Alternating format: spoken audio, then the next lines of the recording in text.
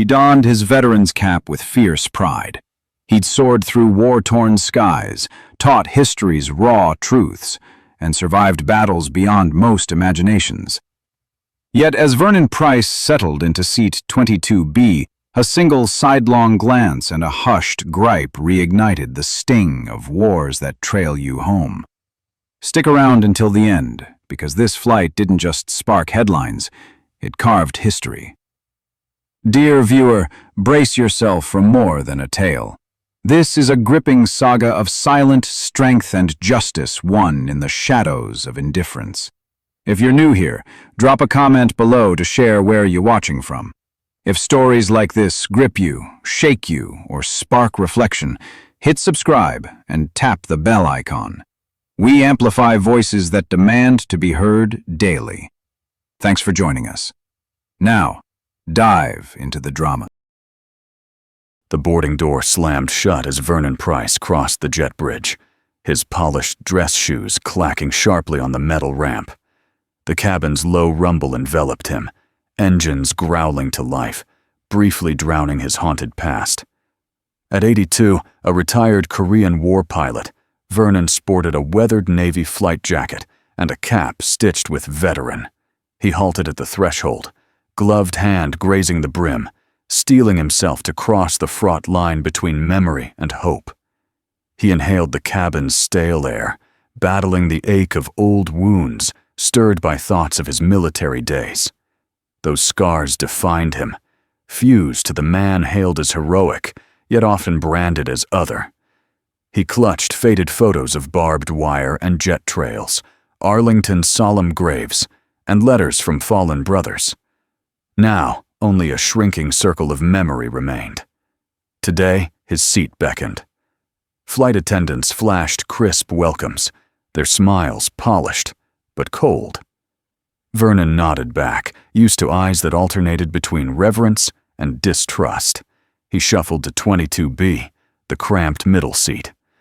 In 22A, a woman in a sharp navy suit with bold red lipstick glanced up, her lips tightening in a slow, cutting appraisal. She edged away, clutching her purse, and a silent, searing tension fractured the cabin's air. He nodded. "Good afternoon." She ignored his courtesy. A flight attendant approached, clipboard in hand, confirming Vernon's seat. The woman's lip curled in thinly veiled scorn. A jolt of panic surged in Vernon's chest, an echo of ancient fears. He'd earned his wings in Korea, piloting F-86 Sabres, risking all for a nation that sometimes begrudged his right to sit undisturbed. Dread, long buried with roaring jets, resurfaced before takeoff. She jabbed her call button, summoning the attendant again. "Excuse me," she hissed, as the crew member arrived. "I paid extra. This seat's my premium. They promised me this one." Her soft voice carved Vernon into an accusation. His pulse froze. The attendant offered a wary smile. "Sir, 22B is yours." The woman's cheeks blazed, and she insisted on a swap. In 22C, a young man in a crisp polo raised his phone, filming. "This'll blow up online," he muttered. The glare of attention felt unreal, time collapsing into this crucible. Vernon glimpsed their eyes, fear, judgment, contempt, and before the plane climbed, he felt anchored by their scorn. His hand drifted to his jacket, touching the worn American flag pin. He swallowed hard. He'd bled for that flag, nearly died for it. Yet today, it hung over a cabin thick with privilege, comfort, and entitlement, where he loomed as a threat. A soft cough broke the aisle's silence as someone neared. A familiar voice, untouched for decades, rang out. "Captain Price, Vernon Price." The name stirred like dust on old dog tags. He turned to see Marcus Clay, tall and poised, eyes gleaming with reverence. Marcus, once a student in the Baltimore High School, where Vernon taught history, now stood as a renowned corporate lawyer, a witness to truth. Marcus offered his hand, steady yet warm. "Mr. Price, it's an honor." The cabin's mood shifted, as if a switch had flipped. Vernon clasped his hand, caught between past and present, gratitude flashing across his face. Marcus eyed the woman in 22A, then told the attendant calmly, "Let him stay. I'd be honored to take the front seat." The cabin exhaled. Passengers nodded in support. Some wavered, uncertain. Others joined the shift, and soft applause rolled down the aisle, silencing the tension. Vernon's breath hitched, tears welling as he rose to claim a first-class seat. He scanned the crowd, voice cracking before words formed. Thank you." He dipped his head, saluting honor, sacrifice, and recognition. In that moment, the cabin rallied not to his rank or deeds, but to his dignity. A hush fell, heavy with respect and awe. Vernon's voice sliced through, quiet but commanding. "I've flown through tempests, faced foes in distant skies, and touched down on hostile ground. But today, fear nearly grounded me." Head swiveled, eyes locked, breaths held. He pressed on. "You see my uniform? My years. You see a black man with a fierce heart. But you miss my service, my battles, the miles I've crossed for this nation." He paused, voice firm through tears. "I fought for the freedom to fly. Today, I nearly crashed, not from turbulence, but from being deemed unworthy of my seat." That moment shattered barriers. Passengers stood. Some wiped tears. Others offered quiet nods. As the doors sealed and engines roared, something seismic shifted. The flight headed to Denver, but its real journey had ignited. A leap from fear to unity, from blindness to clarity. Seat 22B transcended its place on the plane, becoming a battleground against hidden bias. As wheels left the tarmac, cameras immortalized the scene. Marcus, back in first class, murmured, "It's going viral." Vernon nodded, eyes misty, settling in, hands clasped over his bag, pin pressed to his chest like an anchor. The woman in 22. I sighed softly, whispering, "Thank you." The cabin, once a minefield of doubt, now pulsed with solidarity. Passengers swapped tales of service. Veterans saluted, tears washing away stale prejudices. A routine flight had soared into transformation. Click forward, because what followed turned this clash into a legacy, a roadmap from bias to bridges. In ordinary journeys, unsung heroes still rise, planes remain stages, and a middle seat can shift more than a destination. The aisle lights buzzed faintly as Vernon Price neared seat 22B, decades of weight etched in his steady stride. At 82, his stance bore the gravitas of a lifelong soldier, discipline woven into each step. He paused in the tight space, adjusting his veteran's bag strap across his chest. A subtle ripple stirred the cabin, tension igniting from his mere presence. In 22A sat a woman in her late 40s, impeccably dressed. Her lips pursed as she sized him up. Her posture screamed ownership of the row, a woman certain of her rightful place on this flight. Vernon's heart clenched. He knew this script, an outsider made to feel alien in spaces meant to embrace him. He recalled Korea's barracks, the shadowed footsteps in certain towns, the lingering stares that waited for him to prove himself. Yet he believed his uniform and sacrifice had earned him passage with dignity. He announced his seat number politely. The woman shifted her purse, leaning forward as if it could shield her. "There's a mistake," she snapped, scanning her boarding pass. "I paid for extra legroom." A shadow of memory darkened Vernon's face. The countless times entitlement had shoved ahead, ignoring courtesy, erasing history. The attendant stepped closer, softly confirming his seat. The woman's face twisted from irritation to outrage. "Really?" she hissed, loud enough for 22C to hear. "This'll go viral." It did. Phones rose, cameras framing Vernon, not as a revered Air Force veteran, but as a threat born of their assumptions. Yet a steady voice cut through. Mr. Price's heads turned to Marcus Clay rising from behind, his former student. In casual elegance, Marcus's eyes burned with purpose. He waved gently, boarding pass aloft. "Mr. Price, it's Marcus from Baltimore High. I can't believe it's you." The cabin fell silent. Vernon's eyes flickered, recognition dawning, a faint smile breaking through. Marcus stepped forward, addressing the crowd with calm authority. "Ladies and gentlemen, this is my mentor, a Korean War veteran who served with valor. Mr. Price, please take my first-class seat." A collective gasp, then applause, row by row. Vernon's throat tightened. He shook his head, resisting, but tears betrayed him. "I fought for the freedom to fly," he whispered, voice breaking. "Today, fear nearly grounded me." His words echoed, cracking privilege's facade. The woman in 22A averted her gaze, pale. The man in 22C lowered his phone. The air shifted. From the front, the lead attendant cleared his throat. "Sir, we'd be honored if you took a first-class seat." The resolution was swift, respectful, acknowledging an unpaid debt. Vernon hesitated, then nodded, embracing the seat and the vindication. Marcus guided him forward, pride and relief in his gaze. But the story didn't end there. Cameras rolled, stories streamed. On Denver's icy tarmac, Vernon disembarked, his Air Force cap gleaming under airport lights. Reporters swarmed. He spoke calmly. "I served my country. I earned that seat, not for who I am, but for who I was when duty called." His words blazed across social media that night.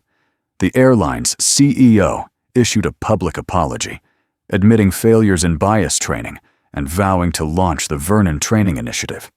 Soon, Marcus and Vernon were summoned to forums and flights nationwide, leading workshops on unconscious bias and respect. See humanity first. Hundreds shared stories of similar slights: a snub at check-in, a skeptical glance at a cafe, a doubt cast by skin or uniform. Schools clamored. Could the veteran inspire students on service and compassion? Could his student teach that courage thrives not just in war, but in standing tall when it matters? New questions rippled outward. How often had unseen barriers blocked the worthy from their due? How many glances cut deeper than words? Had fear masqueraded as policy? Vernon became a beacon.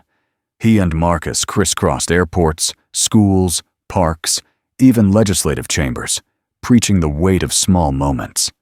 A flight instructor welcomed him back to his old base for a forum. A documentary crew trailed them for an episode. The Sky That Listens.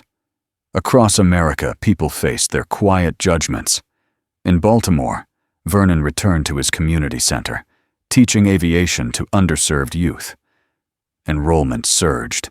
He crafted winged coins, awarding them to students who uplifted others silently, mirroring his path from overlooked to celebrated. Some scoffed, calling it tokenism, a performative gesture for one black elder. Vernon heard them, but stayed focused. "This isn't about me," he said. "It's about recognizing anyone who served and was told they don't belong. The fight to fly doesn't end when the parachute folds." The airline unveiled the Vernon Code, protocols to train staff to spot hidden bias, to stand firm against entitled doubt. Airlines nationwide adopted it. Marcus's inbox overflowed with messages. "Because of you, I thanked a stranger today instead of passing by. I let someone board first when I could have pushed ahead." It all sparked over seat 22B, where one middle seat exposed a sky of divisions and the bravery to soar above them. The final boarding call rang out, and Marcus Clay glanced at the jet bridge door. He sensed the crowd's quiet tension, impatience fused with exhaustion. Yet, Vernon Price stepped forward with a rare grace. Time had carved lines across his veteran's face, but his eyes outshone the cabin lights. This wasn't just a man boarding. This was a reckoning claiming its place in the skies. They settled into first class, but this flight bore a weight beyond any seat. For Marcus, it was a flight into possibility. For Vernon, a return to purpose. They weren't mere passengers. They were emissaries, carrying their story across miles and minds. The captain's voice crackled before takeoff. "Welcome aboard Flight 427, Philadelphia to Seattle. Today, we fly with Mr. Vernon Price, Korean War veteran, and his former student, Marcus Clay." Polite applause followed, a wave of recognition. Vernon's soft "thank you" drew smiles, then a sudden hush. A little girl in front, clutching a paper airplane, raised it and squeaked. "Can you sign it, sir?" All eyes locked on Vernon. The sky felt intimate. He took the paper, sensing its fragile weight and promise. His hand steadied for the first time since boarding. "V. Price," he wrote, precise and bold. Then below, "Cadet M. Clay." He returned it, and the girl's face glowed like dawn. "Thank you, sir," she whispered. Unknowingly, Vernon gave her more than a signature. History, courage, a trajectory. Marcus watched, heart swelling. This tender moment proved names carry weight, anchoring stories, legacies, identities. That paper plane bore an intangible truth. Service, memory, and honor outlast age or seat. The cabin's hum softened into quiet generosity. During the flight, they slipped to the galley, ostensibly for water, but shared truths with attendants. Marcus spoke softly of assumptions born from uniforms and age, how Vernon taught him leadership thrives on empathy. A young attendant asked Vernon to sign her apron. He paused, then wrote a deliberate signature, adding, "F-86 pilot." She beamed. His history, not his uniform, was the signal. Back at their seats, a reporter tapped her tablet, her screen illuminating her fierce focus. Marcus leaned in, offering thoughts on a name from the sky. How recognition starts with naming, acknowledging, granting space once denied. She nodded, eyes alight. This isn't one act. It's the spark of many. Her words distilled decades of change into a single flight at 35,000 feet, a quiet reverence settling over the cabin. The man in 22C flashed a sheepish grin, meeting Vernon's gaze. The woman in 22A, once bristling at his presence, now nodded in soft apology. She leaned over, whispering, "Thank you for your service." His reply was gentle. "Thank you for seeing me." As descent neared, Vernon and Marcus stood by the cabin door, crew hovering respectfully. The lead attendant offered a commemorative coin, not airline issued, but crew carried in gratitude. It bore a plain silhouette and the motto, "Every name counts." Vernon shook his head, voice caught. Marcus took the coin, clasping his hand. This moment wasn't scripted. It was lived. Disembarkation mirrored boarding, yet transformed. Passengers exited, hushed, carrying a spark of reflection. Cabin lights dimmed. Once invisible identities now glowed softly. The little girl waved her paper plane and coin at Vernon. "I'll fly it tomorrow," she said, "for you." He nodded, eyes misting. He was both pilot and passenger in a journey beyond miles. On the jet bridge, cameras flashed. Social feeds buzzed. Veteran signs for young cadet on flight. Sky hears his name. Headlines followed. First class seat for 82-year-old pilot. Bias in the Skies conference announced. V. Price's legacy spans coasts. Marcus fielded messages. "Bring this to my school. Speak in our city." This is why witnessing matters. He jotted notes. Denver Pride Foundation, Denver Veterans Organization, Denver School District. In the terminal, Vernon paused, giving Marcus a measured look. "You saw me as more than a stereotype today." Marcus replied, "You always were." Vernon exhaled. "Then let's keep going." They stepped through the terminal's revolving door, forever changed. In weeks that followed, a name from the sky birthed a movement. Veterans, leaders, airline staff visiting schools, airports, and community centers, preaching against bias, fostering respect across generations. They spoke in packed halls, their medals and stories gleaming. They built a moment around that paper plane and coin, urging people to write a name on a card, a plane, a coin, to honor the overlooked. Airlines adopted subtle policies. Staff trained to respect all identities. Veteran announcements replacing flight numbers. Discretion for seat swaps. Blind check-ins. Identities unknown until deasing. Airports erected plaques for those whose names once went unspoken in the skies. In Phoenix, an 8-year-old offered a paper plane naming her grandmother. In Chicago, a retired pilot yielded his seat to an elderly survivor. In Miami, high schools grappled with freedom's true meaning. Names floated, gentle, fierce, healing, across a shared sky. A month later, Vernon and Marcus revisited the little girl who started it all. At her school assembly, she unfolded her paper plane, still bearing V. Price, Cadet M. Clay. She read aloud, "I know my name matters because someone told me so." The crowd, kids, teachers, parents, sat poised, like planes awaiting takeoff. Marcus passed the stage to Vernon, who whispered, "Our names are who we choose to be, and our actions shape their meaning." Applause rose, slow and deep, like a runway's roar. They didn't call it justice. They called it recognition. It was enough to fuel a lifetime of flights. The aircraft's hum faded into a profound silence, the kind that settles when stories strike and hearts shift. Vernon Price eased into his seat, fingers brushing the commemorative coin Marcus tucked into his pocket before takeoff. The air felt alive now, not just recycled, but electric with unspoken gratitude and quiet reverence. What began in discord had blossomed into something extraordinary. Recognition, not of medals or rank, but of humanity. He gazed out the window. Clouds parted beneath the wings, ablaze with gold from a sun chasing the horizon. The cabin held the echoes.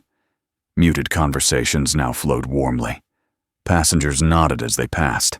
Attendants offered small gestures, a hot towel, a refilled tea, not from pity, but respect. It wasn't about his veteran status anymore. It was about being seen as a man of weight, worth, and legacy. Across the aisle, Marcus typed furiously on his phone, thumbs racing to capture thoughts too vast to contain. He glanced at Vernon, not to check, but to ground himself in the presence of a mentor who'd once made history urgent and alive for a classroom of restless teens. A soft-spoken attendant with a Caribbean accent approached. "Sir," he said gently, "my father flew too, not like you."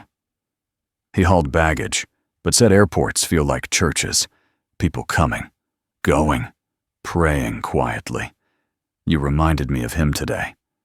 Vernon smiled, eyes glistening. "Your father carried more than bags. He carried stories." They spoke briefly, bridging generations and uniforms. The attendant handed Vernon a note folded into a triangle. "For your legacy," he said, then slipped away. Vernon opened it slowly. It read, "What you carry lifts us all." He tucked it beside the coin. Before descent, the captain's voice crackled. "As we approach, I thank Mr. Price again. We fly above clouds, storms, divisions. Today, we flew with memory and honor." Unorthodox, yet unopposed, a soft clap rippled through, less a cheer than a sacred pulse. Vernon nodded, grateful but steadfast. Praise didn't forge him. Conviction did. Still, it mattered that someone declared the sky vast enough for his story. As wheels kissed the tarmac and the plane glided, Vernon exhaled, not relief, but release. The sky had heard him. The people had seen him. The silence that often shadowed men like him was shattered. Exiting into the terminal, Vernon walked slower, not from fatigue, but to savor the moment. Marcus rolled his suitcase beside him, eyes scanning for those eager to speak with Vernon. Several did. A young couple, a teen in a veteran's cap, an older woman saying, "Thank you for claiming space. We needed that." Unspoken, this was no mere flight tale. It was a skyward reverberation, echoing through lounges, perhaps to dinner tables that night. At baggage claim, Marcus turned to Vernon. "We didn't just fly today. We lifted something massive," Vernon chuckled softly. "Then let's keep it soaring." The Denver terminal hummed, but Vernon Price stood still, anchored in the day's quiet echo. Once a young airman striding runways, he now stood at arrivals, a subtle emblem of change. He gripped the attendant's note and Marcus's coin, reminders of the sky's truth and the humanity beneath uniforms and assumptions. Beyond the glass barrier waited a woman with silver curls and a honey-hued silk scarf. Angela, Vernon's sister, 15 years younger, his last sibling, opened her arms before her smile broke. "Big brother," she said, tears falling. "They finally gave you your runway." Vernon sank into her embrace, inhaling lavender and lemon balm, scents of Baltimore summers. Marcus quietly grabbed Vernon's suitcase, letting the moment land softly. He'd learned today that some memories deserve gentle touchdowns. That night, around Angela's kitchen table, old photos lay scattered among coffee mugs and napkins. Marcus listened as Angela spun tales of their youth. Nights Vernon snuck her to see stars, his homecoming in uniform when she mistook him for a film star. Vernon stayed quiet, fingers smoothing a photo of him beside an F-86 Sabre. "I was 21, he said at last, voice low, flying above the 38th parallel, answering only to the sky. I never dreamed the worst turbulence would hit 60 years later, walking to 22. B. Angela clasped his hand. "You made it, and others will too." In the days after, Vernon's story rippled, shared by Marcus on LinkedIn, caught by Denver News, then national outlets. Comments flooded in from veterans, teachers, strangers, tales of quiet slights, unspoken dignities, yearning to be seen beyond assumptions. One stood out, from a young black pilot training in Alabama. "Mr. Price, your story fueled my first solo flight.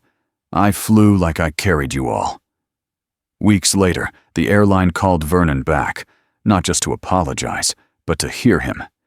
He spoke at a training roundtable, his story a mirror, not a rebuke. With Marcus, he shaped the SkySeat Respect Initiative, an anti-bias program. They named an award after him, the Vernon Standard, for employees championing dignity. For Vernon, true closure came quietly. Months later, he flew with his granddaughter Maya to her college orientation. The gate agent handed him his boarding pass, smiling. "You're upgraded to first class, Mr. Price." He glanced at the seat. 1A, front row. No questions, just long overdue respect. Settling into the leather, Vernon closed his eyes as the engines hummed. He wasn't just a passenger. He was proof that skies remember storms, and so do those who witness them. Vernon Price's journey wasn't born in the air, but on the ground, in the quiet steel of a man who gave his youth to service, saw clouds from above, and never imagined prejudice would try to ground him in a jet's aisle at 76. Vernon didn't seek fame or applause. He just wanted to board on time with the dignity he'd carried lifelong. But when that dignity was challenged, not for his deeds, but for his appearance and race, a revolution took wing. His story isn't just a flash of bias at 30,000 feet. It's how one man's legacy, forged in integrity and endurance, turned a seat into a national reckoning. It's how silence before injustice is never neutral, and one voice, like Marcus Clay's, a student remembering his mentor's lessons, can shatter that silence and carve space for justice. From the tense middle seat to a cabin's